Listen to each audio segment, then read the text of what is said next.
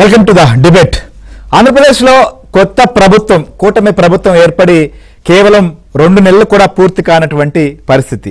So గతంలో దెబ్బతిన్నటువంటి ఆంధ్రప్రదేశ్ యొక్క బ్రాండ్ను కావచ్చు, లేకపోతే రాష్ట్రం దివాలా తీయించినటువంటి పరిస్థితుల నుంచి, అక్కడ అప్పట్లో నెలకొన్నటువంటి అరాచకమైనటువంటి పాలనా వ్యవహారాల నుంచి ఇప్పుడిప్పుడే చెక్కబడుతున్నటువంటి పరిస్థితులు మనకు కనిపిస్తున్నాయి. ఈ తరుణంలోనే ఆంధ్రప్రదేశ్కు సంబంధించి గతంలో పరిశ్రమలు ఏర్పాటు సంబంధించిన విషయంలో పూర్తిగా గాలి కొదిలేశారు. అభివృద్ధి కార్యక్రమాలని అస్సలు పట్టించుకున్నటువంటి పరిస్థితులను మనం చూసాం.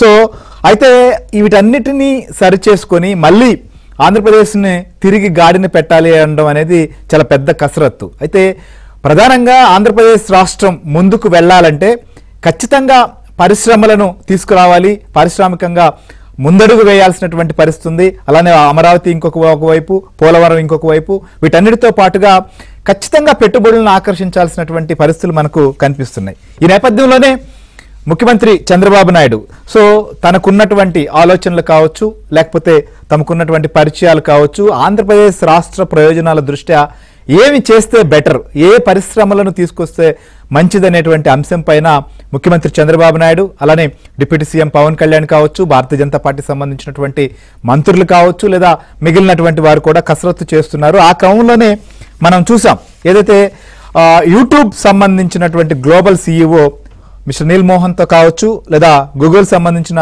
ఏపీఎస్సీ హెడ్ సంజయ్ గుప్తాతో కూడా మాట్లాడడం. సో ముఖ్యంగా ఆంధ్రప్రదేశ్లో యూట్యూబ్ అకాడమీ ఏర్పాటు గురించినటువంటి ఒక చర్చ చేశారు. ఎందుకంటే రాజధాని అమరావతిలో మీడియా సిటీలో సాంకేతిక సహాయాన్ని అందించేందుకు, తద్వారా అనేక ప్రయోజనాలు ఉంటాయని చెప్పే ఉద్దేశంతో ఆయన చర్చించడం జరిగింది. దీన్నే ఈ విషయాన్ని కూడా ఆయన సోషల్ మీడియా వేదికగా దాన్ని ట్వీట్ కూడా చేశారు. ఈ నేపథ్యంలో ఆ విషయాన్ని కూడా బయటికి చెప్పడం జరిగింది. సో ముఖ్యంగా స్కిల్ సంబంధించిన విషయంలో, ఎందుకంటే స్కిల్ డెవలప్మెంట్ ద్వారా ముఖ్యంగా ఎవరైతే యువత ఉన్నారో వారికి ఉపాధి అవకాశాలు కల్పిస్తేనే ఖచ్చితంగా రాష్ట్ర పురోభివృద్ధికి అవకాశం ఉంటుంది. ఇవాళ ప్రపంచవ్యాప్తంగా కూడా ఈ విషయం పైన, ముఖ్యంగా ఉపాధి అవకాశాలకు సంబంధించిన అంశంపైనే ప్రధానంగా దృష్టి పెట్టినటువంటి పరిస్థితులు మనకు కనిపిస్తున్నాయి. సో ఆ ప్రక్రియలోనే ఆయన చర్చలు జరపడం, దీన్నే చెప్పడం కూడా జరిగింది. అయితే ఆయన ట్వీట్కి అనేక రకాల ట్యాగ్ చేస్తూ గేమ్ చేంజర్, రకరకాల పేటీఎం బ్యాచ్ దుష్ప్రచారం చేస్తున్నారు. సో ఆ కంపెనీలకు సంబంధించినటువంటి వారికి వీళ్ళు ఇప్పుడునే ఇక్కడికి వస్తే, ఆంధ్రప్రదేశ్కి వస్తే మీ మహిళా ఉద్యోగులకు రక్షణ ఉండదు, ఇక్కడ కరెక్ట్ కాదు, హైదరాబాదు బెటరు, ఈ రకమైనటువంటి తప్పుడు ప్రచారం చేస్తున్నారు. ఎందుకు ఇలాంటి పరిస్థితి? మీ హయాంలో చేసి ఉంటే ఇలాంటి పరిస్థితి ఉండేది కాదు, ఒకవేళ చేయలేదు. ఇప్పుడు వస్తున్నటువంటి వాటిని ఎందుకు ఈ రకంగా వాటిని రాకుండా చేసే కుట్ర చేస్తున్నారు? ఎవరికి నష్టం చేస్తున్నారు? ఇలాంటివి జరిగితే ఎవరికి నష్టం? ఆంధ్రప్రదేశ్ రాష్ట్రానికి, ఆంధ్రప్రదేశ్ ప్రజలకు, భారత పౌరులైనటువంటి ఆంధ్రప్రదేశ్ ప్రజానికానికి నష్టం కాదా? ఈ విషయాన్ని ఎందుకు ఆలోచించట్లేదు? రాజకీయంగా గెలుపు ఓటములు ఉండొచ్చు, కానీ ఓడిపోయారని చెప్పి రాష్ట్రాన్ని అధోగతి పాలు చేసేటువంటి కుట్రలు ఎందుకు చేస్తున్నారు? బ్రాండ్ను ఎందుకు డ్యామేజ్ చేసేటువంటి ప్రయత్నాలు మీ వైపు నుంచి జరుగుతున్నాయి? ఇది తప్పు కాదా? గతంలో మనం చూసాం, నిజంగా మీరు సరిగ్గా చేస్తుంటే, సవ్యంగా సాగుంటే ఆంధ్రప్రదేశ్ రాష్ట్రాల్లో ఏర్పాటు చేస్తామన్న కంపెనీలు, ఆల్రెడీ ఎస్టాబ్లిష్ అయినటువంటి కంపెనీలు కూడా బయటకు వెళ్ళాయి. అమర్ రాజా కావచ్చు, అదాని డేటా సెంటరే కావచ్చు, జాకీ కంపెనీ కావచ్చు, ఇట్లా చెప్పుకుంటే లూలు కావచ్చు, ఇలా వెళ్ళిపోయినటువంటి పరిస్థితులను కూడా మనం చూసాం.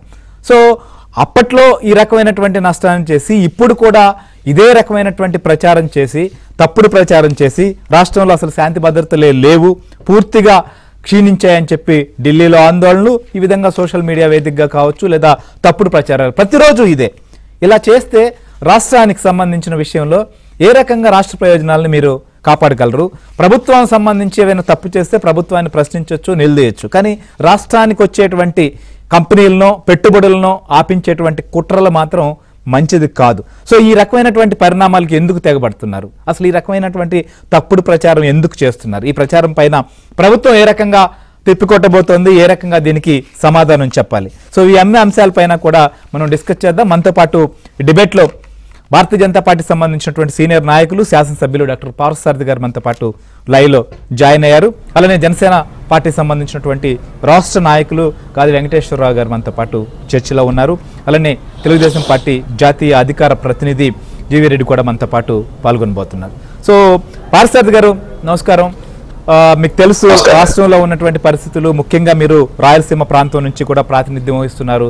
అక్కడ యువత ఎలాంటి ఆశలు ఆకాంక్షలతో ఉన్నారు, ఏ రకమైనటువంటి కోరికలతో, ఏ రకమైనటువంటి పరిస్థితుల్లో ఆంధ్రప్రదేశ్లో ప్రభుత్వాన్ని కూటమిని ఎంచుకున్నారో కూడా మనం చూసాం. ఎందుకంటే బంగ్లాదేశ్ పరిణామాలు మనం చూసాం సార్. అక్కడ ఒక రకమైన తిరుగుబాటు వస్తే ఇక్కడ ఓటనే ఆయుధంతో తిరుగుబాటు చేసినటువంటి పరిస్థితి ప్రజలు మనం చూసాం ఆంధ్రప్రదేశ్లో. అందుకే ప్రభుత్వం కూడా ఏర్పాటైంది మీ ప్రభుత్వం. సో ఇప్పుడు ఈ రకమైనటువంటి ప్రచారాలు చేయడం కరెక్టా? ఇక్కడ కంపెనీలు వస్తే రక్షణ ఉండదు, ఇక్కడ కంపెనీలు వస్తే మనుగడ సాధించు, ఇక్కడ అవకాశాలు లేవు, ఈ రకంగా ప్రచారం చేస్తున్నారు. ఎట్లా చూడాలి దీన్ని?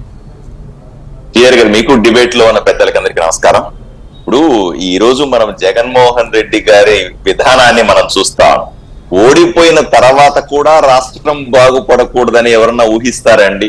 అట్లా ఊహించిన ఎవరన్నా ఉన్నారంటే భారతదేశం మొత్తం మీద జగన్మోహన్ రెడ్డి గారు మాత్రమే. ఎందుకంటే ఆయన ముఖ్యమంత్రిగా ఉన్నప్పుడు, ఆయన ప్రభుత్వం ఉన్నప్పుడు ఈ రాష్ట్రం అభివృద్ధి చెందలేదు అనే విషయం అందరికీ తెలిసిందే. లేదా అలా చెందలేదు కాబట్టే మమ్మల్ని అందరినీ కూడా బ్రహ్మాండమైన మెజారిటీతో గెలిపించినారు. వాళ్ళని పూర్తిగా కనీసపు ప్రతిపక్ష హోదా లేకుండా కూడా కూర్చోబెట్టినారు. కానీ దాని తర్వాత ఏమైందో చూడండి. 36 నేను అసెంబ్లీ జరుగుతున్న సందర్భంలో వీళ్ళు అసెంబ్లీలోకి వచ్చి పార్టిసిపేట్ అంటే చర్చలో పాల్గొనాల్సింది పోయి 36 మంది వైఎస్ఆర్సీపీ కార్యకర్తలను చంపేశారని ఇక్కడ అసెంబ్లీ దగ్గర హడావిడి చేశారు, అక్కడ ఢిల్లీకి పోయి హడావిడి చేశారు. అసెంబ్లీలో చాలా స్పష్టంగా హోంమంత్రి గారి కూటమి నుంచి కూడా, ప్రభుత్వం నుంచి హోంమంత్రి గారు లేదా ముఖ్యమంత్రి గారు, మేమందరూ కూడా స్పష్టంగా చెప్పినాం మీడియా పాయింట్ లో, అయ్యా 36 మంది వైసీపీ కార్యకర్తలను చంపేసి ఉంటే దయచేసి ఆ పేర్లు చెప్పండి, ఎఫ్ఐఆర్లు ఇవ్వండి, వాళ్ళ మీద మేము చర్యలు తీసుకుంటాం, లేదా అసెంబ్లీలోకి వచ్చి ప్రకటించండి పలానా వాళ్ళ మీద దాడులు జరిగినాయని చెప్పండి. అంతేగాని ఇక్కడ అసెంబ్లీ జరుగుతా ఉంటే మీరు ఢిల్లీకి పోయి మా వాళ్ళు చంపేస్తున్నారని దుష్ప్రచారం చేయడం, అన్ని పార్టీలను కలుపుకొని ప్రయత్నం చేయడం, ప్రతి పార్టీ దగ్గరికి వెళ్ళి ఏదో పాత ఫోటోలు చూపించి మసిబూసి మారేడికాయ చేయడం, ఇట్లాంటి పనులన్నీ చేశారు. అంటే కావాలని కొత్తగా ఏర్పడినటువంటి కూటమి ప్రభుత్వం ఆంధ్రప్రదేశ్ లో అపాసు పాలు చేయాలనే ఏకైక లక్ష్యంతో వీళ్ళు ఢిల్లీలో వెళ్ళి ఈ పంచాయతీ చేసినారు. తర్వాత చూడండి, అవన్నీ ఎవరు నమ్మలేదు. నమ్మదాని సందర్భంలో రాష్ట్రం ఇప్పుడు అభివృద్ధి చెందడం మొదలైంది. అందరూ కూడా ఆంధ్రప్రదేశ్ వైపు చూడడం మొదలు పెట్టారు, ఇక్కడ పెట్టుబడులు పెట్టడం మొదలు పెట్టారు. అంతెందుకు సార్, ఇప్పుడు కూటమి ప్రభుత్వానికి ఉన్న మొట్టమొదటి లక్ష్యం ఏంటి? ఆంధ్రప్రదేశ్ ను అత్యంత సురక్షితమైనటువంటి రాష్ట్రంగా పెట్టుబడిదారులకు చూపించడం, ఆ రకమైన వాతావరణాన్ని కల్పించడం. దీంట్లో సక్సెస్ అయ్యారు ముఖ్యమంత్రి గారు. చంద్రబాబు నాయుడు గారు పదే పదే చెప్తా ఉన్నారు, రకరకాల వ్యాపారస్తులతో గాని, రకరకాల పెట్టుబడిదారులతో గాని, హైదరాబాద్ లో అయితేనేమి, విజయవాడలో అయితేనేమి, ఢిల్లీకి వెళ్ళిన ఢిల్లీలో అయితేనేమి, అందరినీ కలిసి స్పష్టంగా చెప్తా ఉన్నారు, అయ్యా ఈ ప్రభుత్వం పెట్టుబడులకు ఫ్రెండ్లీ ప్రభుత్వం, దయచేసి మా రాష్ట్రానికి రండి, మా రాష్ట్రంలో పెట్టుబడులు పెట్టండి, రాష్ట్రాన్ని అభివృద్ధి చేయండి, మా బిడ్డలకి ఉద్యోగాలు కావాలి. నిరుద్యోగంలో రాష్ట్రంలోనే దేశంలోనే అతి ఎక్కువ నిరుద్యోగుల సంఖ్య ఉన్నటువంటి రాష్ట్రంగా ఇప్పుడు ఆంధ్రప్రదేశ్ తయారైంది. అభివృద్ధి లేకుండా జనాలు మా వైపున చిన్న చూపు చూసే పరిస్థితి అయిపోయింది. దీన్ని సరిదిద్దాల్సిన అవసరం ఉందని పదే పదే ఆయన పెట్టుబడులని లేదా పెట్టుబడిదారులని, కంపెనీలని ఆకర్షించే ప్రయత్నం చేస్తా ఉన్నారు. ఇదే సందర్భాల్లో ప్రతిపక్షంలో కూడా లేనటువంటి ప్రతిపక్షం, అంటే వ్యతిరేక పక్షం అనాలన్నా, ఇంకా ప్రతిపక్షం అంటే అదొక హోదా అనుకుంటారు. ఇప్పుడు అది హోదా కూడా కాదు కదా. ఈ వ్యతిరేక పక్షం వాళ్ళు ఏం చేయాల్సి ఉంది? వాళ్ళకి నిజంగా ఈ రాష్ట్రం మీద ప్రేమ ఉంటే, ఈ రాష్ట్ర ప్రజల మీద చిత్తశుద్ధి ఉంటే, వాళ్ళు ఇక్కడ బాగుపడాలనే కోరిక ఉంటే, కనీసం వాళ్ళకైనా భవిష్యత్తు ఉండాలన్న ఆలోచన ఉంటే, కనీసం ప్రభుత్వం చేస్తున్న మంచి పనులను మీరు పొగడనక్కర్లే, కనీసం సైలెంట్ గా ఉంటే కూడా సరిపోతుంది, జరుగుతున్న వాటి పట్ల చూస్తే కూడా సరిపోతుంది. అది కూడా చేయట్లేదు. వచ్చే వాళ్ళందరినీ కూడా ఎంత దారుణం సార్. ఎందుకంటే ఈ ప్రచారం ఈ రకంగా చేస్తే కంపెనీలలో ఆలోచిస్తారు కదా, ఏంటి అసలు ఏం జరుగుతుంది అనేటువంటిది. ఇట్లా ఇవన్నీ కూడా ప్రపంచవ్యాప్తంగా ఉన్నటువంటి కంపెనీలు వాళ్ళు ఎక్కడ ప్రయోజనం ఉంటుంది, ఏ రకంగా ప్రయోజనం ప్రజలకు కల్పించవచ్చు అని ఆలోచిస్తారు. సో ఒక అకాడమీ వస్తే ఎంతో మందికి అక్కడ ఉపాధి కల్పిస్తుంది, ఎంతో మందికి లబ్ధి చేకూరుతుంది. సో దానికి మహిళా ఉద్యోగులు ఇట్లా అవుతారు, ఈ ప్రాంతం కరెక్ట్ కాదు, హైదరాబాదు, ఈ రకమైనటువంటి ఏదైతే పేటీఎం బ్యాచ్ ఖచ్చితంగా వాళ్ళు ఇలాంటి పనులే చేస్తారు. లేకపోతే ఈ రకంగా ఎందుకు చేస్తారు సార్? కావాలని దుష్ప్రచారం చేయాలని పనిగట్టుకు చేస్తున్న పని. ఎందుకంటే వీళ్ళు అధికారంలో లేరు, ప్రజలు వీళ్ళని తిప్పికొట్టారు. పొరపాటున ఇప్పుడు కూటమి ప్రభుత్వం సక్సెస్ అయ్యి ఇక్కడ పెట్టుబడిదారులు వచ్చి నిజంగా రాష్ట్రం అభివృద్ధి చెందితే జగన్మోహన్ రెడ్డి గారు ఇంతకాలం చేసినటువంటి పరిపాలన ఎంత చెత్త పాలన అని ప్రజలు కంపేర్ చేయడం మొదలు పెడతారు. ఇప్పుడు నేను కూడా ఎమ్మెల్యే అయినాను సార్. ఆదోని ఎమ్మెల్యేలో రోజు పొద్దున్న లేచి 9 గంటల నుంచి రాత్రి 11 దాకా పని చేస్తా ఉన్నాను సార్. పని చేస్తున్నప్పుడు ప్రతి ఒక్కరు ఏం చేస్తారు, అది ఇప్పుడు ఎమ్మెల్యే అయినటువంటి డాక్టర్ పార్థసారథిని ఇంతకు ముందు ఎమ్మెల్యేగా ఉన్న వ్యక్తిని కంపేర్ చేసి చూస్తారా లేదా, ఎవరు బెటర్ చేస్తున్నారని చూస్తారా లేదా? జనాల్లో మంచి మనం పని చేస్తే మంచి అభిప్రాయం ఏర్పడుతుంది. పని చేయకపోతే ఎంతకాలం చేసినప్పటికీ కూడా పని చేయకుండా ఏదో మాటలు చెప్పి ఏదో అవినీతికి పాల్పడతా ఉంటే జనాలు అదే రకంగా అసహించుకుంటారు కూడా. ఇప్పుడు ఎప్పుడైతే కంపేర్ చేసి నాకు మంచి మార్కులు పడతాయో ఈ మిగతా వాళ్ళకు కుళ్ళు ఉంటే ఎలా, వాళ్ళు చెయ్యరు, మమ్మల్ని చెయ్యనేరు. అదే పరిస్థితి ఇప్పుడు రాష్ట్రం అంతా. జగన్మోహన్ రెడ్డి గారికి ఒక్క ఛాన్స్ ఇవ్వండి అంటే ఏమీ ఆలోచన చేయకుండా, ఆయన కనీసం అనుభవం ఉందా లేదా అని కూడా చూడకుండా ప్రజలు పెద్ద ఎత్తున పట్టం కడితే 151 సీట్లు ఇచ్చి పెద్ద ఎత్తున ఆయనకి మెజారిటీ ఇస్తే కూడా 5 సంవత్సరాలు ఆయన ఎలగబెట్టిందేదో మనం అంతా చూసాం. రాష్ట్రాన్ని సర్వనాశనం చేశాడు.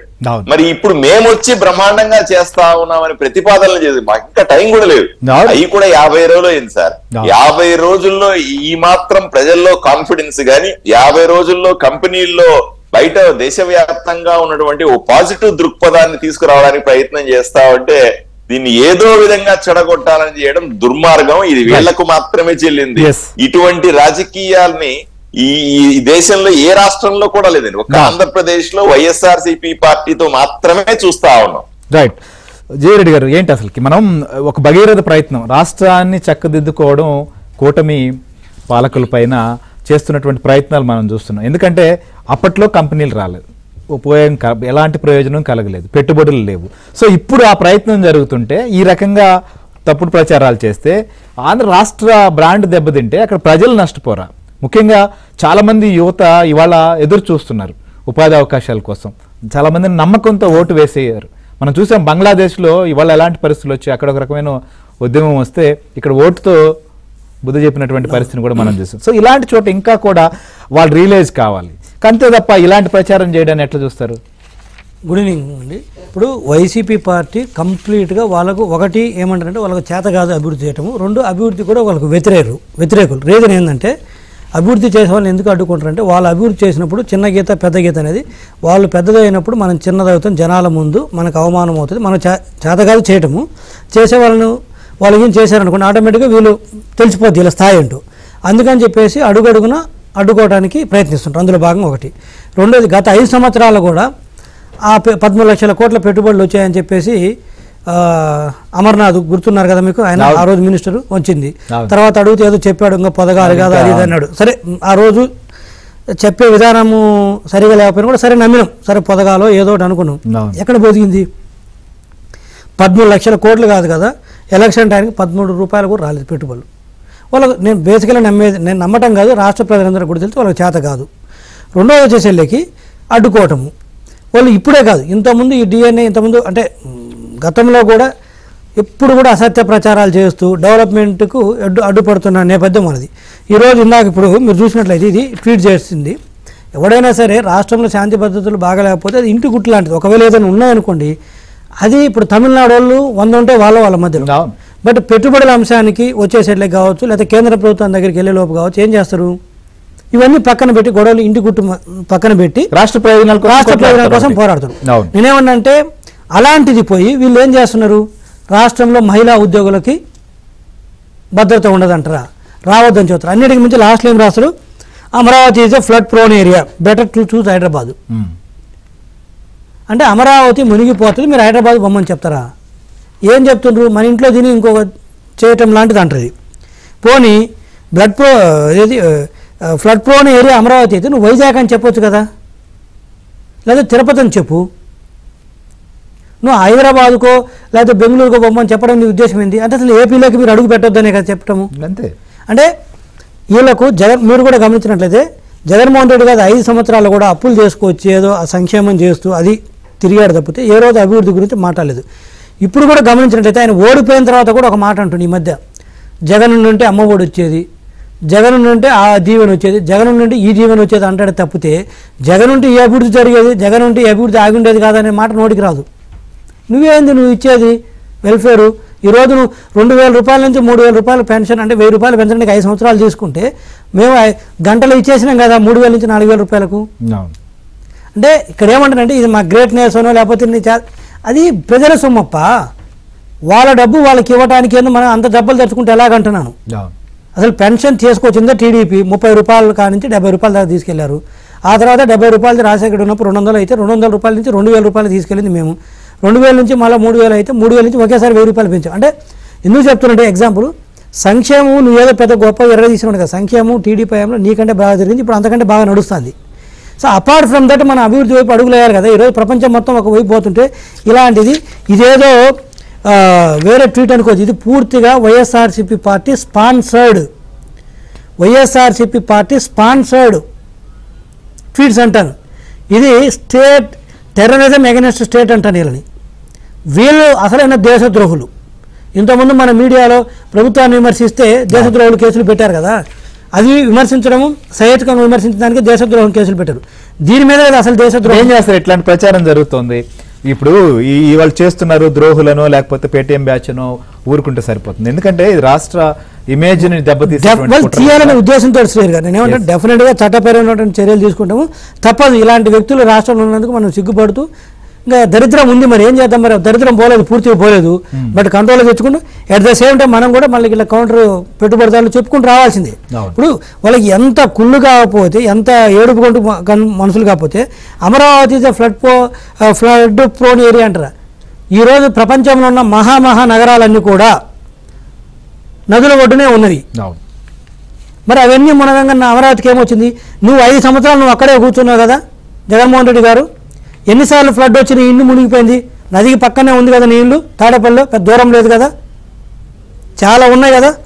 ఎన్నిసార్లు నీ ఇల్లు మునిగింది? ఇంకా అప్పుడు ఇంకా ఎటువంటి మెజర్స్ తీసుకోలేదు. అంటే ఫ్లడ్ వస్తే ఫ్లడ్ మెకానిజం కానీ డైవర్షన్ కానీ ఏం లేదు. సాధారణంగా ఉన్నా కూడా ఎన్నిసార్లు మునిగింది? మునగలేదే. పోనీ అమరావతి నీ ఇల్లు కాదు, ఎవరిల్లు మునిగింది అమరావతిలో? అప్పుడు కూడా కొన్ని చేశారులేండి, నీళ్లు నిలిపి ముంచాలని ట్రై చేసినా కూడా కృష్ణానదిలో మీ అందరూ చాలా మంది టీవీ చూసి మర్చిపోయింటారు, ఒకసారి గుర్తు చేస్తాను. కృష్ణానదిలో ఫ్లడ్ వస్తే బ్యారేజ్ దగ్గర బోట్ అడ్డం పెట్టారు నీళ్లు కిందికి పోకుండా, తద్వారా బ్యాక్ వాటర్ పెరిగి అమరావతిలోకి నీళ్లు వస్తే దాన్ని చూపించాలని జనాలకి. అది కూడా జరగల. అంటే ఇలా ఏం మనుషులు అసలు మనుషులా ఇంకేదైనా దీనికి ఏదైనా పేరు పెట్టాలన్నా కూడా అది మీడియా ముఖంగా చెప్పాలంటే మనకు అవమానం ఉంది. మనుషులు తిట్టడానికి కూడా అర్హత కోల్పోతుండేమో అనిపిస్తుంది వీళ్ళని కొన్ని రోజులకి ఇలాంటి పనులు చేయడం వల్ల. వెంకటేశ్వరరావు గారు నమస్కారం.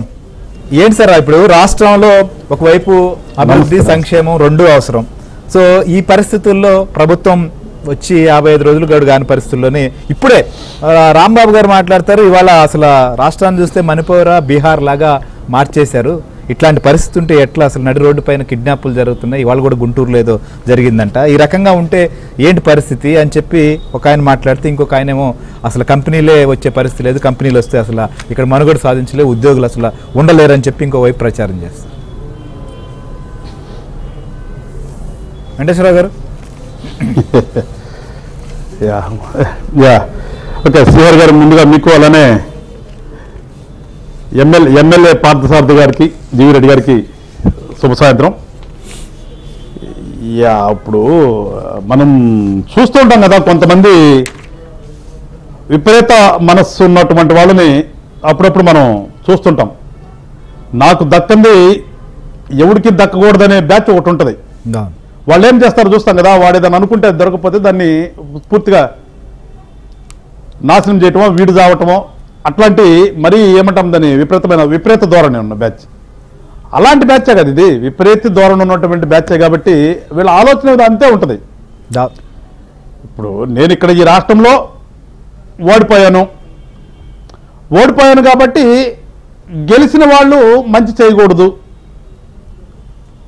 అనే ఒక విపరీత ధోరణితో చేస్తున్నటువంటి ఆ ట్వీట్లు తప్పితే, ఆ మాటలు తప్పితే, నిజంగా ఒక ప్రజాస్వామ్యం అంటే తెలిసిన వ్యక్తి, ఒక ప్రజాస్వామ్య ఈ వ్యవస్థలో ఒక రాజకీయ నాయకుడిగా ఉన్నాను అనుకునే వ్యక్తి ఎవరు కూడా అట్లాంటి చేయరు. రాజకీయ పార్టీ ఏ పార్టీ అయినా కానీ ప్రజాస్వామ్యంలో గెలుపోటములు ఉంటాయి. ఎవ్రీ 5 yearsకి మనకి ప్రజాస్వామ్యం కల్పించినట్టు ఎవ్రీ 5 yearsకి ఎలక్షన్ పెట్టారు.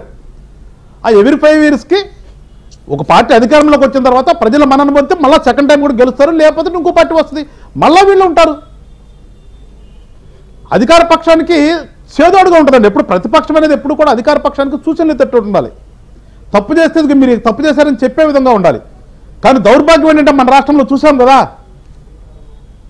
అంతకుముందే ఆమెనైనా నేను అసెంబ్లీ ముఖ్యమంత్రి అయితే అసెంబ్లీకి వస్తాను రోడ్లు అంటబడ్డాడు. సరే ముఖ్యమంత్రి అయ్యాడు. ముఖ్యమంత్రి అయిన తర్వాత జరిగిందేంటి?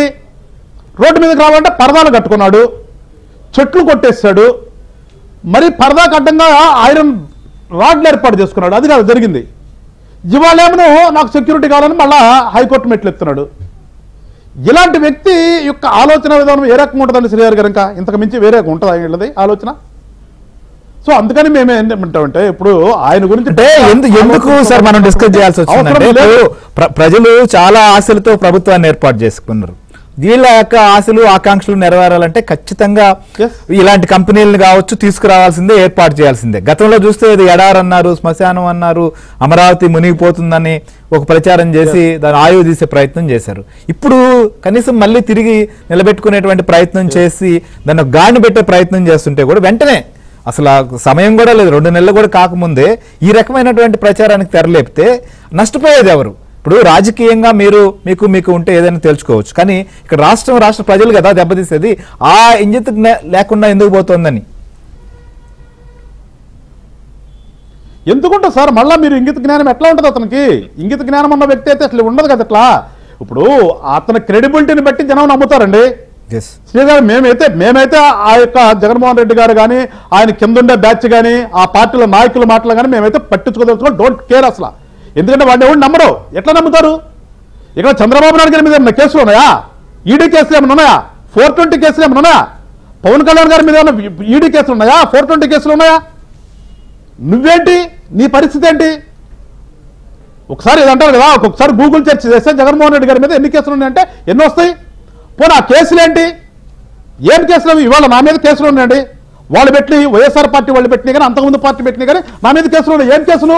మేము జనం కోసం రోడ్డు మీదకి వస్తే, మేము జనం కోసం వచ్చి రోడ్డు మీద ధర్నాలు చేస్తుంటే పోలీసు పెట్టిన కేసులు ఉన్నాయి. కానీ నీ మీద ఉన్నటువంటి కేసులు ఏంటి? నీ మీద ఉన్న కేసులు ఏంటి? జగన్మోహన్ రెడ్డి గారి మీద కేసులు ఏంటి? వాళ్ళ రాష్ట్రం సంపదను దోషించాడని కదా, ప్రజలు మోసం చేశాడని కదా, ఉన్నాయని అవే కదా. అలాంటి వ్యక్తి సరే ఏదో అతనికి అదృష్టమో ప్రజలు దురదృష్టమో ఒక ఛాన్స్ అన్నాడు, ఒక ఛాన్స్ ఇచ్చారు. ఇచ్చిన తర్వాత ఏం చేశారో చూశారు. ఇవాళ వచ్చేసి మా మీద ఏదో కుట్రలు చేద్దామన్న ఆలోచనతోనో ట్వీట్లు పెట్టించో ఇంకోటో చెప్తే ఇతని మాట ఎవరు నమ్ముతాడో అంటాను నేను అనేది. ఇతని మాట ఎవరు నమ్మరు. ఈయన పార్టీలో ఉన్న వాళ్ళ సంగతి చెప్తారా? ఏదో చెప్తారు మీరు అంబటి గురించి. ఆయన గురించి మాట్లాడుకోవాలి మనము. ఆయన గురించి ఎవరన్నా ఒక్కరు మా జిల్లాలోనే కదా, ఎవరైనా ఒక్క వ్యక్తి అన్నా అంబటి గురించి ఆలోచించబడి ఎవరైనా ఉన్నారు ఇక్కడ? సో మేము మా దృష్టి అంతా కూడా మీరు అన్నట్టుగా కోటి ఆశలతో ప్రజలు మా కూటమిని గెలిపించారు. గెలిపించిన తర్వాత మా యొక్క పని విధానము ఇందాక పార్థసారథి గారు చెప్పారు. నేను ఇవాళ రోజు ఉదయం 7 గంటల దగ్గర నుంచి నైట్ నాకు 11 అవుతుంది ఇంటికి వెళ్ళేదానికని. అది మా పనితనం. మేము రాజకీయ నాయకులము రాజకీయ పార్టీ పెట్టామంటే మా ఆలోచన విధానం ప్రజలకు సేవ చేయాలని మా యొక్క ఆలోచన విధానం అది. మేము ఒక రాజకీయ నాయకుడిగా మేము జనాల్లోకి వచ్చింది అది. కానీ వేరే జగన్మోహన్ రెడ్డి అంటే పార్టీ రాజకీయ నాయకులు కాదు కదండి. వాళ్ళు ఒక సమూహం. ఎలాంటి సమూహం? ఒక దొంగల సమూహం చెప్పాలంటే. నేనేమి దానికి యాక్సిడెంట్ అవుతున్నా దొంగల సమూహం ఉండడానికి. ఆయన మీద ఉన్న కేసులు దొంగతనం కేసులే కదా. లేదంటే వాళ్ళ నాయకుల మీద ఎన్ని కేసులు ఉన్నాయి చూస్తున్నాం కదా. ఇప్పుడు పెద్దిరెడ్డి గారు భోగోతాలు చూస్తున్నాం కదా. ఈవెన్ సబ్ కలెక్టరేట్లను కూడా తగలబెట్టే స్టేజ్కి వచ్చారు. ఎక్కడ ఆఫీసులో పేల్చుంటే తగలబెట్టే స్టేజ్కి వచ్చారు. ఇవి వాళ్ళు వచ్చి ఏదో సామెతలాగా గురిగింద సామెతలు ఇవన్నీ ఉంటాయి కదా మనకి. పిల్లి సామెతలు గురిగింద సామెతలాగా ఇవాళ వాళ్ళు ఏదో ట్వీట్ పెట్టారనో ఇంకోటి పెట్టారనో మేమైతే అసలు వాళ్ళ యొక్క ఆలోచన విధానాన్ని కానీ వాళ్ళని కానీ పట్టించుకుంటామనేది వదిలేసామండి. ఎందుకంటే ప్రతిపక్ష నాయకుడు కూడా కాదు ఇవాళ. ఒకవేళ ప్రతిపక్ష నాయకుడు అయితే మేము పట్టించుకునే వాళ్ళం. ఆయన ఏముంది ఇవాళ? ఏమి లేకే కదా. నాకు ఒక రోజు ఏమన్నా నాకు సెక్యూరిటీ కావాలంటాడు, ఒకరోజు నాకు ప్రతిపక్ష హోదా కావాలంటాడు, ఒకరోజు ఏమన్నా ఢిల్లీ పోయి 36 మంది చెప్పారంటాడు. అసలు ఈ మనిషిని ఎవడో నమ్ముతున్నాడా? సో ఖచ్చితంగా ఇవాళ మళ్ళా చెప్తున్నాము మీరు అన్నట్టుగా ప్రజలు పెట్టుకున్నటువంటి ఆశల్ని 100కి 100% ఈ కూటమి ప్రభుత్వం నెరవేరుస్తాం. ఖచ్చితంగా నెరవేరుస్తాం. ఈ 5 సంవత్సరాల్లో రాజధానిని ఏ రకంగా కట్టబోతున్నామో చూడండి. అట్లాగే ప్రజలకు ఇచ్చినటువంటి ప్రతి ఒక్క హామీని ఈ రాష్ట్రంలో అభివృద్ధి కానీ సంక్షేమం కానీ మరీ ముఖ్యంగా రోడ్లు నాశనం అయిపోయినాయి. ఈ రోడ్లు కానీ ప్రతిదే అండి మా మీద ప్రజలు పెట్టినటువంటి అభిమానాన్ని కానీ నమ్మకాన్ని 1% కూడా మేము పోకుండా ఖచ్చితంగా చేయడానికి ప్రయత్నం చేస్తాం. ఖచ్చితంగా సార్, ఎందుకంటే మీరు వీటిని పరిగణలోకి తీసుకోకపోయినా ఇట్లాంటి తప్పుడు ప్రచారాన్ని అయితే ఖచ్చితంగా తిప్పికొట్టాల్సిందే. ఎందుకంటే ఇది విచ్చలవిడైతే మళ్ళీ రాష్ట్రానికి నష్టం. అది వ్యక్తిగతంగా వ్యక్తులకు కంటే కూడా ఇక్కడ ప్రభుత్వానికి రాష్ట్రానికి డ్యామేజ్. కాబట్టి కాదు శ్రీహరి గారు, మేము రాజకీయ నాయకులుగానో అధికారంలో ఉన్న వాళ్ళగానో మేము చెప్పాల్సిన ప్రజలే వాళ్ళకి బుద్ధి చెప్తారు, ప్రజలే చెప్తారు వాళ్ళకి బుద్ధి. సమావేశం కూడా జరిగింది. రాబోయే రోజుల్లో జన్మభూమి 2 కూడా మొదలు పెట్టబోతోంది ప్రభుత్వం. అది ఎలా ఉండబోతోంది? సో దాంతో పాటుగా ఇప్పటి వరకు కూడా పలావా అందించాను కానీ బిర్యానీ ఇస్తామన్న ఈ ప్రభుత్వం ఏం పక్క రాష్ట్రపతి పాలన పెట్టాలని, లేకపోతే ఎవరైనా కంపెనీల ప్రతినిధులను భయపెట్టేలాగా బెదిరించేలాగా ప్రచారాలు చేస్తూ తమ పని తాము అధికారం కోల్పోయినప్పటి నుంచి ప్రతిపక్షం చేస్తుంటే కూటమి ప్రభుత్వం కూడా ఇవాళ మనం చూసాం. పవన్ కళ్యాణ్ గారు బెంగళూరుకి వెళ్ళారు. అక్కడ రైతులకు నష్టం కలుగుతోంది ఏనుగుల దాడి వల్ల. వాటిని కాపాడుకునేందుకు అక్కడ ఉన్నటువంటి వారితో సంప్రదింపులు జరిపి దానికి ఏం చేయాలి, అక్కడ ఉన్నటువంటి వాటిని తీసుకొచ్చేటువంటి ప్రయత్నాలు కావచ్చు. ఈ రకంగా అట్లనే ఇంకోవైపు ఇవాళ పోలిట్ బ్యూరో కూడా జరిగింది. దాంట్లో కూడా ఏం చేయాలి, ఒక పార్టీ సంబంధించినటువంటి పోలిట్ బ్యూరో అయినప్పటికీ కూడా ఏం చేస్తే బెటర్గా ఉంటుంది, ఇంకా ఏం చేయాలనే దానిపైన చర్చించినటువంటి పరిస్థితి. ఇలాంటి పరిణామాలు మనం చూస్తున్నాం. సో ఇవాళ పోలిట్ బ్యూరోలో ఎందుకంటే ఎన్నికల తర్వాత జరిగినటువంటి తొలి పోలిట్ బ్యూరో సమావేశం కాబట్టి చాలా ఆసక్తి కూడా ఏం నిర్ణయాలు ఉంటాయనేది జరిగింది. అయితే జన్మభూమి 2కు శ్రీకారం చుట్టబోతున్నాం అనేది, ఎందుకంటే జన్మభూమికి సంబంధించినటువంటి కార్యక్రమం ద్వారా పెట్టుబడులను ఆహ్వానించాలి. ఎక్కడైతే బయట దేశాల్లో స్థిరపడ్డటువంటి వారు రాష్ట్రం పైన ప్రేమతో మమకారంతో ఇక్కడ కూడా డెవలప్ చేసేందుకు భాగస్వామ్యాలు చేయాలనేటువంటి అంశం పైన కూడా డిస్కస్ చేసినట్టుగా తెలుస్తుంది. ఏంటి అసలు జన్మభూమి 2 కాన్సెప్ట్ జీవిరెడ్డి గారు? ఈ ప్రోగ్రామ్కి ఎందుకు ఇప్పుడు మళ్ళీ టేకప్ చేయాలనుకుంటున్నారు? అంటే ఇది శ్రీహరి గారు మీకు జన్మభూమి 2 అన్నాము అంటే ఇదేం కొత్త ప్రోగ్రాం కాదు. గతంలో కూడా చంద్రబాబు నాయుడు గారు మొదటిసారి ముఖ్యమంత్రి అయినప్పుడు కూడా ఇది 98-99 ఆ టైంలో గుర్తున్నట్టుంది. అప్పుడు భాగస్వామ్యం చేయటము, ఊర్లు బాగు చేసుకునేందుకు స్టూడెంట్స్ గా చాలా మంది వెళ్ళినటువంటి పరిస్థితి. స్టూడెంట్స్ వెళ్ళడం జరిగింది. పెట్టుబడులు పెట్టమని ఆహ్వానించడం కావచ్చు, లేకపోతే స్వచ్ఛంద కార్యక్రమాలు అని చెప్పేసి అవన్నీ కూడా చేయడం జరిగింది. సో ఇప్పుడు ఏంటంటే మళ్ళీ ఆ తర్వాత 14-19లో కూడా చాలా వరకు మనకు ఎన్ఆర్ఐస్ని కానీ ఇన్వైట్ చేయడం జరిగింది. అందులో భాగంగా ఎన్ఆర్ఈటీకి సంబంధించి అమరావతిలో కావచ్చు అవన్నీ కొన్ని పెట్టుబడులు వచ్చినాయి. సరే అన్ఫార్చునేట్లీ 19లో ఓడిపోవడం ఇప్పుడు ఈ పరిస్థితి వచ్చింది. ఇప్పుడు ఏంటంటే ఇప్పుడు మా సార్ ఎప్పుడు చంద్రబాబు నాయుడు గారు చెప్తుంటారు, ప్రపంచం మొత్తం మీద అమెరికా ఒక ఆయన ఎగ్జాంపుల్ తీసుకుంటే తెలుగు వాళ్ళు టాప్గా ఉండేది అనేది ఎప్పుడు చెప్తుంటారు ఆయన. ఎస్పెషల్లీ ఇండియన్స్ ఎక్కువ మంది ఉంటారు. ఇండియన్స్లో కూడా మన తెలుగు వారు కూడా ఈరోజు ఏ ఇండస్ట్రీ తీసుకున్నారు, సాఫ్ట్వేర్ కావచ్చు, ఫార్మా కావచ్చు, ఇంకోటి తీసుకున్నా కూడా మన వాళ్ళు టాప్ పొజిషన్ ఉన్నారు.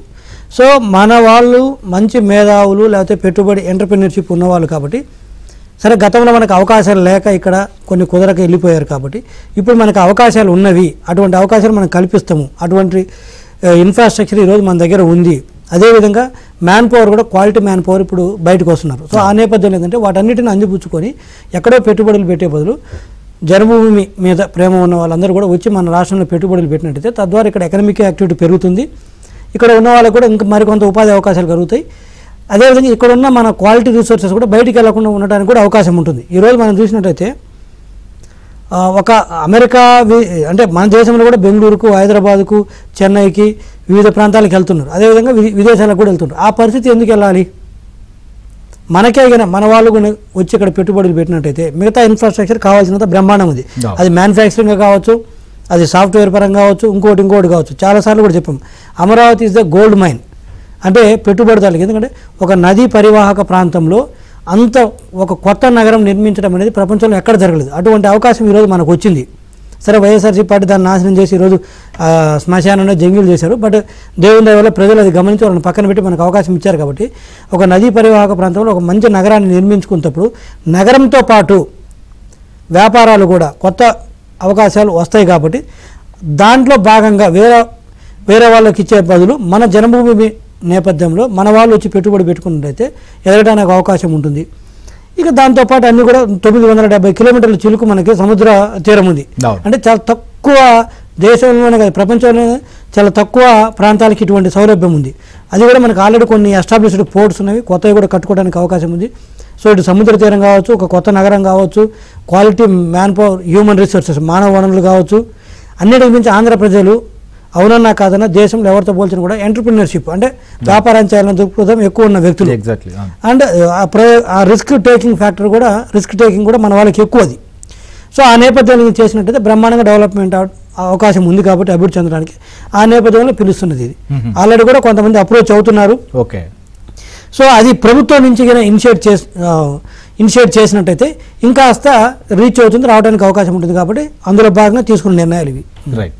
సో డాక్టర్ గారు ఏం చెప్తారంటే, మీరు గతంలో మనం చూసాం, ఇప్పుడు ప్రజాసేవలోకి వచ్చారు, అంతకుముందు వైద్య వృత్తిలో కావచ్చు, పెట్టుబడులకు సంబంధించిన అంశం పైన పెట్టుబడులు రావాలన్నా లేదా ఆ ప్రాంతంలో ఆంధ్రప్రదేశ్లో ముఖ్యంగా అభివృద్ధి చెందాలన్నా కూడా ప్రభుత్వ భాగస్వామ్యంతో పాటుగా ఖచ్చితంగా ప్రైవేటు భాగస్వామ్యం కూడా ఉండాల్సిందే, ప్రతి ఒక్కరిని కూడా ఇన్వాల్వ్ చేయాల్సినటువంటి పరిస్థితులు ఉంటాయి.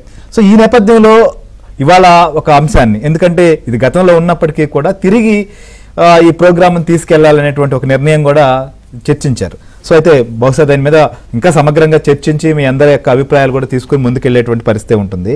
సో ఇలాంటి పరిస్థితుల్లో ఇప్పుడున్నటువంటి రాష్ట్ర ఆర్థిక పరిస్థితి మనకు తెలుసు, రాష్ట్రంలో ఉన్నటువంటి వ్యవహారం ఏందో కూడా మనకు కంప్లీట్గా తెలుసు కాబట్టి, సో దాంతోపాటు కేంద్రం కూడా మనం చూసాం, ఎందుకంటే బడ్జెట్లో కూడా పారిశ్రామికీకరణ అభివృద్ధికి అవసరమైన తోడ్పాటును అందిస్తాం అన్నటువంటి నేపథ్యంలో ఈ కార్యక్రమం ద్వారా ఏ రకమైనటువంటి పరిస్థితి ఉండొచ్చు ఆంధ్రప్రదేశ్లో, ఏ రకంగా అభివృద్ధి జరిగే అవకాశం ఉందంటారు? శ్రీహరి గారు, నేను రెండు విషయాలు చెప్తానండి. ఇప్పుడు వీళ్ళు సోషల్ మీడియాలో చేస్తున్న దుష్ప్రచారం గురించి ఒక విషయం చెప్పాలా. ఇప్పుడు ఇదే దుష్ప్రచారం జగన్మోహన్ రెడ్డి గారు ముఖ్యమంత్రిగా ఉన్నప్పుడు వాళ్ళ ప్రభుత్వం మీద ఎవరైనా సోషల్ మీడియాలో ఒక పోస్ట్ పెడితే ఏం జరిగేదో ఒకసారి ఆలోచన చేయండి. మనం ఎంత పోట్లాడాల్సి వచ్చేది.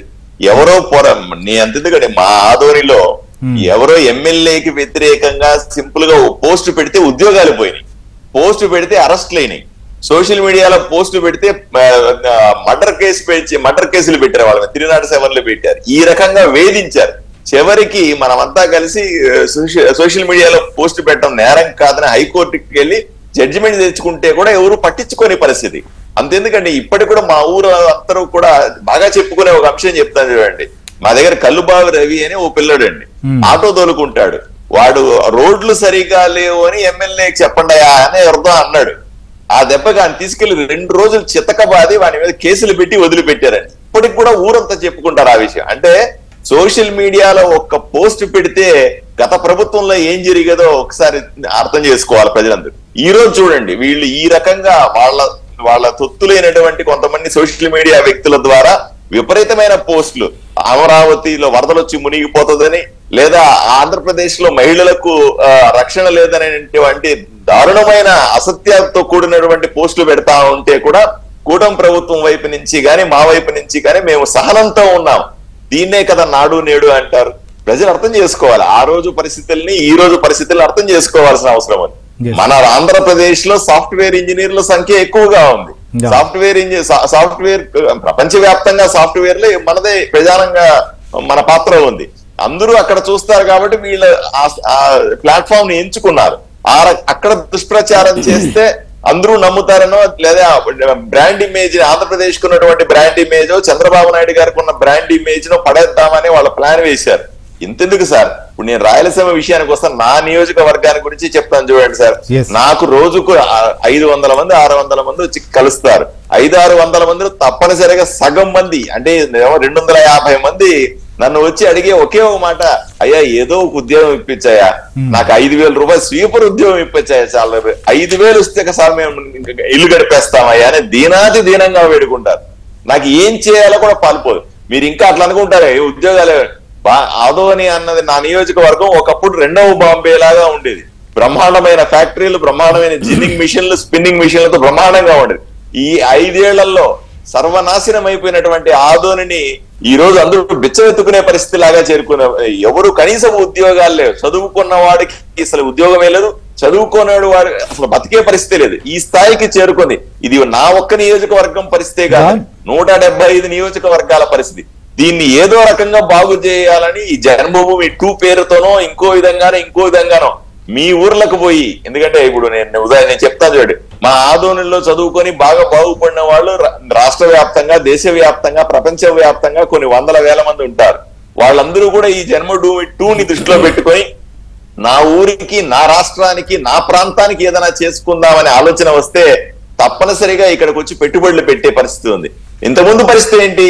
జగన్మోహన్ రెడ్డి గారి పరిపాలన ఎవడన్నా వచ్చి పెట్టుబడి పెడతానంటే, ఎప్పుడెవడన్నా వచ్చి వ్యాపారం చేస్తానంటే, ఎవడన్నా వచ్చి ఫ్యాక్టరీ పెడతానంటే నా వాటా ఎంత, నాకు వాటా ఇస్తే తప్ప నా ఊర్లో నువ్వు వ్యాపారం పెట్టడానికి ఎంత లేదు. 50% స్ట్రైటే, ఎంత అడిగేది డైరెక్ట్ 50%. మళ్ళీ ఎందుకు? అమర్ రాజా ఫ్యాక్టరీ గురించి మీకు కూడా బాగా తెలుసు, ఎందుకంటే ఆ ప్రాంతంలో కూడా ఉన్నారు. అక్కడ ఏ రకంగా వారి వల్ల ఉపాధి కలిగింది, సరే వాళ్ళు గతంలో ఏ పార్టీలో ఉన్నారు, తర్వాత ఏ పార్టీలోకి వచ్చారు, అవన్నీ పక్కన పెడితే తెలంగాణకు రావాల్సిన పరిస్థితి ఏర్పడింది. అట్లా కాదు సార్, మా ఊర్లో ఆదోళనలో నాకు పెద్ద ఎత్తున మెజారిటీ ప్రజలు మెజారిటీ ఇవ్వడానికి కారణం చిన్న టిఫిన్ సెంటర్ పెడితే వాడు మామూలు ఇవ్వాలి, వ్యాపారం చేస్తే మామూలు ఇవ్వాలి, ఎరువుల షాపులు పెడితే మామూలు ఇవ్వాలి, ఏం పెట్టినా సరే ఎమ్మెల్యేకి మామూలు ఇవ్వాల్సిన పరిస్థితిలో జనాలు ఎటు పాల్పోగి ఎవడో ఒకడు వస్తే చాలరా బాబు, ఈ మురుకు రూపంలో నుంచి, ఈ నరకయాత్ర నుంచి బయటపడితే చాలనే విధంగా మాలాంటి ఎమ్మెల్యేలందరినీ బ్రహ్మాండంగా గెలిపించినారు, ఆశగా ఎదురు చూస్తా ఉన్నారు.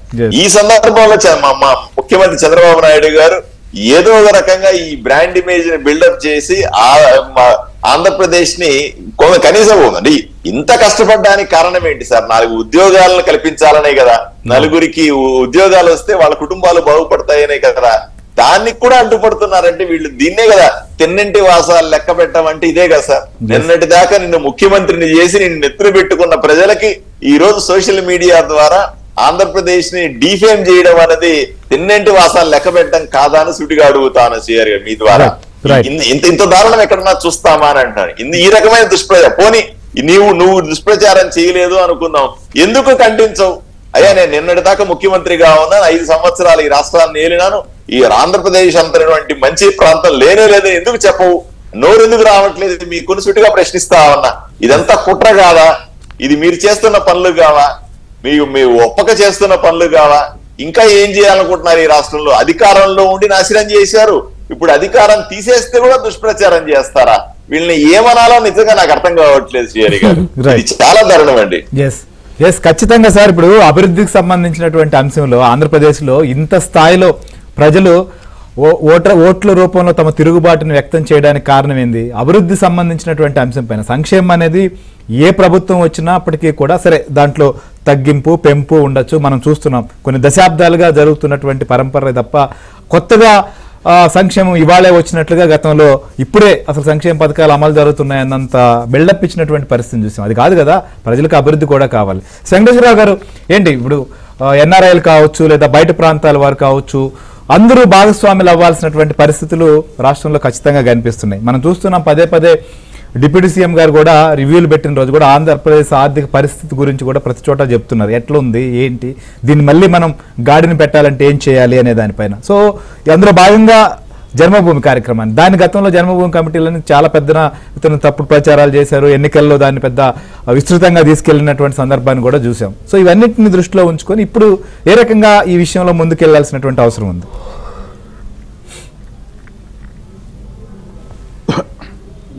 ఖచ్చితంగా అండి. ఇప్పుడు జన్మభూమి కమిటీలు వేరండి. మీరు జన్మభూమి కమిటీలు వేరే అంటే పూర్తిగా తెలియదు, కానీ జన్మభూమి కమిటీలు వేరు, జన్మభూమి కార్యక్రమం వేరు. దాని పెద్ద ఎత్తున ఫోకస్ చేసి చూపించారు ప్రోగ్రామ్ వేరు. జన్మభూమికి ప్రతి ఒక్కళ్ళు కూడా తను పుట్టినటువంటి భూమికి మంచి చేయండి మీరు సంపాదించుకున్న వాళ్ళు అనేది ఒక ప్రోగ్రామ్ ఆ రోజున అప్పుడు ఇచ్చినప్పుడుది పెద్ద గొప్పగానే జరిగింది నాకు తెలిసినంతవరకు. ఇవాళ కూడా పేపర్లో చూడండి, ఇవాళ ఈనాడులో వచ్చింది కృష్ణ శివుకుల. అవును, శివుకుల కృష్ణ గారితో ఎంతో ఒక ఇంటర్వ్యూ చేశారు. ఆయన చదువుకుని వెళ్ళి అమెరికా స్థిరపడిన తర్వాత దాదాపుగా మద్రాస్ ఐఐటి కానీ బెంగళూరులో కానీ ఆయన చేస్తున్నటువంటి దాతృత్వం గురించి వాళ్ళు రాశారు. రాసిన దాంట్లో కూడా ఒకసాట చెప్పారండి, ఇది స్టాన్ఫోర్డ్ విశ్వవిద్యాలయం అనేది ఆయన కొడుక్కి హార్వర్డ్ లో సీట్ రాలేదని ఆయన యూనివర్సిటీ పెట్టారట.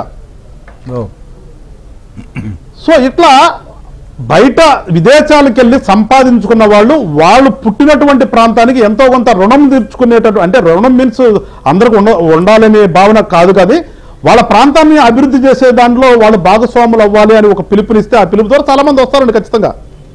ఎందుకంటే నేను కూడా ఇప్పుడు మామూలుగా ఈ ఊర్లంటా మేము తిరుగుతున్నప్పుడు కూడా నాకు అప్పుడప్పుడు నేను కూడా అంటుంటే వెళ్తావు రోడ్లు ఏమిటి వెళ్తుంటే మొక్కలు పెరిగిపోయి ఉంటాయి, ఈ రోడ్లు చిన్న చిన్న గుంటలు ఉంటుంటాయి, ఎవరో వచ్చి చేస్తారనే దానికంటే ఆ మొక్కలన్నా నరుక్కుంటారా బాబా అని చెప్పి అక్కడక్కడ అంటూ ఉంటాను నేను మామూలుగా ఆ ఊర్లో వాళ్ళతో. మనమే కదా రోడ్డు అమ్మట తిరిగేటప్పుడు ఆ మొక్కలు మనకే బయలుకి మీద వెళ్తుంటే కళ్ళకు కొట్టుకునే ఛాన్సులు ఉన్నాయి ఆ పిచ్చి మొక్కలు. అట్లా ప్రతి ఒక్కరు కూడా అండి ఖచ్చితంగా ఆలోచించాలండి. వాళ్ళ ప్రతి ఒక్కరు కూడా ఆలోచించాలి. మన ఊరికి మనం సంపాదించుకున్నాం, బయటికి వెళ్ళి సంపాదించిన తర్వాత మన పుట్టిన ఊరికి ఏదో ఒకటి చేయాలి అనే ఆలోచన వస్తే ఖచ్చితంగా 100% డెవలప్ అవుతుంది రాష్ట్రం. 100% రాష్ట్రం డెవలప్. ఎందుకంటే మన రాష్ట్రం నుంచి విదేశాలకు వెళ్ళి సంపాదించిన వాళ్ళు చాలా వేల సంఖ్యలోనే ఉన్నారు నాకు తెలిసి, 100 కంటే కూడా వేల సంఖ్యలోనే ఉంటారు వాళ్ళు. ఇవాళ ఖచ్చితంగా రాష్ట్రం ఏంటంటే మన ప్రాంతం ఏ రకంగా నాశనం చూసాం. 5 సంవత్సరాల్లో జగన్మోహన్ రెడ్డి నాశనం చేయటం. కానీ రాష్ట్రం విడిపోయిన తర్వాత మరి ముఖ్యంగా ఏంటంటే ఉమ్మడి ఆంధ్రప్రదేశ్ విడిపోయిన తర్వాత ఆంధ్ర రాష్ట్రానికి ఏమొచ్చిందండి? ఏమొచ్చింది నిజంగా చెప్పండి? ఆంధ్ర రాష్ట్రానికి ఏమొచ్చింది? ఆ రోజు ఒప్పందం ప్రకారం సెంట్రల్ గవర్నమెంట్ ఇచ్చిందా లేదని తీసి పక్కన పెడితే ఇక్కడ కూడా మిగిలింది ఏంటి రాష్ట్రానికి? భూభాగం మిగిలింది తప్పితే ఫైనాన్స్ పరంగా ఏముంది రాష్ట్రానికి? ఏమీ లేదు. అలాంటప్పుడు 2014లో ఏదో ఒక తిప్పలబడి ఆ రోజు ఉన్నటువంటి గవర్నమెంట్ కొంతవరకు ఎస్టాబ్లిష్ చేసిన దాన్ని ఈరోజు ఏం చెప్పాడు ఇందాక దాకా చర్చించినట్టుగా ఫ్లడ్ ప్రోన్ ఏరియా అని చెప్పి ఆయన ఇష్టానుసారంగా 3 రాజధానుల నుండి నాశనం చేశాడు. ఇవాళ అయిపోయింది, మరి పక్కన పెట్టారు. ఇవాళ మళ్ళా కూటమి వచ్చింది. కాబట్టి ఖచ్చితంగా ప్రజల భాగస్వామ్యం వాళ్ళ అవసరం. ఇక్కడ ప్రజల భాగస్వామ్యం అవసరం కాబట్టే అలాంటి ఒక కార్యక్రమాన్ని నిన్న జరిగినటువంటి కేబినెట్ లో చర్చించారని మీరు అన్నట్టుగా చర్చించి ఉండొచ్చు. ఖచ్చితంగా అవసరమే, ఖచ్చితంగా ఆహ్వానిస్తాం దాన్ని కూటమి తరఫున. మేము కూడా మీరు ఇందాక పవన్ కళ్యాణ్ గారి గురించి కూడా మాట్లాడారు. ఇవాళ బెంగళూరు వెళ్ళారు. నిజంగా ఇవాళ ఆలోచన విధానం చూడండి, వాళ్ళకి మాకున్నటువంటి తేడా ప్రజలు కూడా గమనించాలి. మేము గెలిచిన దగ్గర నుంచి కూడా మా ఆలోచన అంతా కూడా ఈ రాష్ట్రాన్ని ఏ రకంగా అభివృద్ధి చేయాలి, ఈ రాష్ట్రంలో ఉన్నటువంటి యువతకి మరీ ముఖ్యంగా ఇందాక పార్థసారథి గారు చెప్తున్నారు 5,000 ఉద్యోగాన్ని ఇప్పించడం మేము బతుకుతామనేటువంటి దేన స్థితిలో ఆంధ్ర రాష్ట్రంలో చాలా పల్లెలు ఉన్నాయి. కూడా చాలా పల్లెలు చదువుకున్నవాడు. ఎందుకంటే దాదాపుగా నాకు తెలిసి 10 సంవత్సరాల నుంచి ఈ ఆంధ్ర రాష్ట్రంలో రిక్రూట్మెంట్ లేదండి. మేబీ నేను రాంగ్ కావచ్చు, కొంతవరకు కరెక్షన్ ఉండొచ్చు, అప్పుడు కొంత ఇచ్చారేమో. కానీ ఏదైనా ఏమి ఇచ్చినా కానీ చాలా స్మాల్ పర్సెంటేజ్. 10 సంవత్సరాల నుంచి రిక్రూట్మెంట్ లేకపోతే ఇవాళ ఆ పిల్లల పరిస్థితి చూడండి. ఇవాళ వచ్చినటువంటి కూటమిలో కొన్ని నోటిఫికేషన్లు ఇస్తే వాళ్ళందరూ ఏజ్ బారైపోతారు. వాళ్ళంతా ఏజ్ బారైపోయిన పరిస్థితి ఏంటండి? ఇట్లా చాలా సమస్యలు ఉన్నాయి ఆంధ్ర రాష్ట్రంలో. ఇవన్నీ కూడా ఖచ్చితంగా మేము తీర్చాలి. ఆ నమ్మకం ఏదైతే మా మీద నమ్మకం పెట్టాలో ఆ నమ్మకాన్ని తీర్చాలన్న ఒక ఆలోచనతోనే ఇవాళ అటు చంద్రబాబు నాయుడు గారు కానీ ఇటు పవన్ కళ్యాణ్ గారు కానీ పార్టీ కంటే కూడా నాకు పార్టీ కార్యకలాపాల కంటే కూడా మమ్మల్ని గెలిపించి వచ్చినందుకు మేము ఖచ్చితంగా ఈ ప్రజల పక్షాన్ని నిలబడి ప్రజల కార్యక్రమాలు చేయాలని ఒక ఆలోచనతో ఇద్దరు కూడా ఇంత చేస్తున్నారు. వాళ్ళ ఒక్కసారి అది ప్రజాస్వామ్యంలో రాజకీయ నాయకుల లక్షణం. అది ఒకసారి రాజకీయ నాయకుల లక్షణం. అది నన్ను గెలిపించిన తర్వాత నేనేంటి ప్రజల వాడిని, పార్టీతో సంబంధం లేదు, ప్రజలకి పార్టీల తర్వాత సెకండరీ అనే విధంగా ఇవాళ వీళ్ళు పనిచేస్తుంటే ఈ పిచ్చి పిచ్చి ప్రలాపనలు పిచ్చి పిచ్చి మాటలు ఇవన్నీ జనము ఆలోచించడం శ్రేయర్ గారు చెప్తున్నాను కదా. ఏదో మీరు అన్నారు ఇందాక కదా పులావ్ అని. ఆ విషయాన్ని మీకు ఒకసారి వినిపిస్తా, బిర్యానీ పలావ్ వినిపించి మీతో అది కూడా డిస్కస్ చేద్దాం. అంటే నేను ఈ పాయింట్ కూడా జన్మభూమి గురించి, ఎందుకంటే పొలిట్ బ్యూరో మీటింగ్ జరిగితే ఆ పార్టీ సంబంధించిన నాయకులు కానీ మిగిలిన వాళ్ళు పొలిట్ బ్యూరోలో పార్టీ వాళ్ళు కష్టపడ్డారు, ఎలక్షన్ లో వాళ్ళకి ఏమన్నా పదవులు ఇవ్వబోతున్నారా, ఏమన్నా ప్రకటిస్తారా, ఈ రకమైన వార్త వస్తుందేమని ఎదురు చూశారు. కానీ ఇప్పుడు కూడా జన్మభూమి 2 స్టార్ట్ చేస్తాం, భాగస్వామ్యాలు చేయాలి, దీన్ని రాష్ట్రాన్ని డెవలప్ చేసే విధంగా మనం ముందుకు పోవాలంటే ఖచ్చితంగా అందరి భాగస్వామ్యం ఎట్లా చేయాలనే దానిపైన డిస్కస్ చేసిన పరిస్థితి. అంటే నేను అనేది ఎందుకంటే ఇటు పవన్ కళ్యాణ్ గారు బెంగళూరుకి వెళ్ళినా లేకపోతే ఇక్కడ పోలిట్ బ్యూరో జరిగినా కూడా రాష్ట్రానికి సంబంధించిన అంశాలపైన ఏ రకంగా దృష్టి కేంద్రీకరిస్తున్నారు అనేది ఇక్కడ ప్రధానం. ఎందుకంటే ఇంకోవైపు ఒక జరుగుతున్న తప్పుడు ప్రచారం కూడా చూస్తున్నాం కాబట్టి ఈ రకంగా ముందుకు వెళ్తున్నారు. సో ఇలా జరుగుతుంటే విశాఖ సంబంధించినటువంటి ప్రాంతంలో ఇప్పుడు ఎమ్మెల్సీ ఎలక్షన్ జరగబోతుంది కాబట్టి ఆ పార్టీ సంబంధించిన కొంతమంది ఎంపీటీసీలు జడ్పీటీసీలు లేదా నాయకులతో సమావేశం అయ్యి ఇప్పుడు జరుగుతున్నటువంటి తీరుని పాలనని పులావా బిర్యానీలతో జగన్మోహన్ రెడ్డి కంపారిజన్ చేసి